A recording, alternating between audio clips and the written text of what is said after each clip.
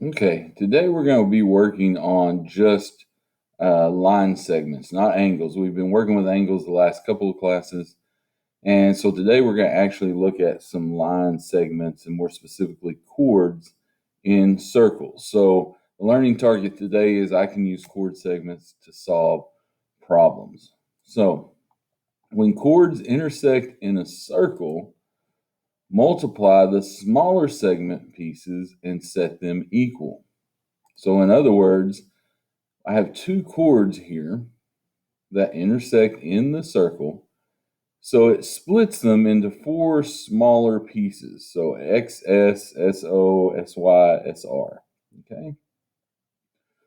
So if I take RS times SQ, so if I take this smaller segment times this smaller segment, I can set them equal to XS and SY.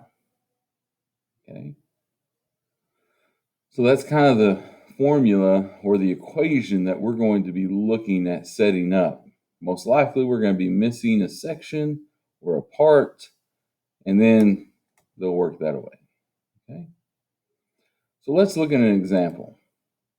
So over here on the left-hand side, and you need to work it out on your own paper and then insert it as we go through, or you can insert a text box and type it in, whichever one that you feel comfortable with. But you need to write down the example so you can go back and look at it later. So I have two chords that intersect. So if I multiply the smaller pieces, so let's say I multiply, because I'm solving for x, I'm trying to find this missing piece, and it's not just 3, okay? So if I multiply 6 times x and set it equal to 5 times 3, okay, I'm multiplying the smaller pieces in the segment. So 6 times x equals 5 times 3. So you're just going to multiply that out. 6 times x is 6x. 5 times 3 is 15. And then, real easy from here, you're going to divide by 6 on both sides, and you are going to get a decimal. X equals 2.5. So don't just assume things. It wasn't 3. Some people will go through and put 3, even though 5 and 6 are not the same. Or some people will say, well, this is 8 and this is 6, so this has to be 2. You can't do that.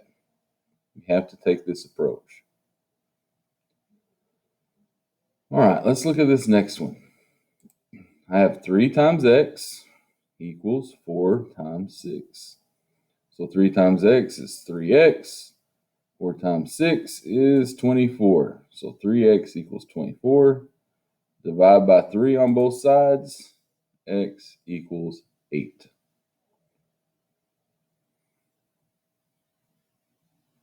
Okay. So let's look at one more example. So we're going to have to go a little bit farther, but it's not really a big deal. We need to find x, and then we're going to find the length of each chord, AB and DC. So we need to find x first. So we're going to do 12 times x equals 10 times 4. So 12 times x is 12x. 10 times 4 is 40. Now I'm going to divide by 12 on both sides. X equals 3.3. So you might have some decimals on your answers today. No big deal. So x equals 3.3. So how do I find segment AB? Well, I know this part is 3.3. Add that to 12. I get 15.3. Segment DC, whole length across, I have 10 and I have 4. So add those together and I get 14. So it's not that hard today. Nothing that we're going to be just jumping through hoops to try to solve. It's pretty straightforward. So be sure you get your homework caught up. And please, if you are not passing, look at what you need to get caught up. Work on those notes, work on any missing tests, and then let's look at the assignments. But you're running down to the end. and we really need to be sure that we're getting this done.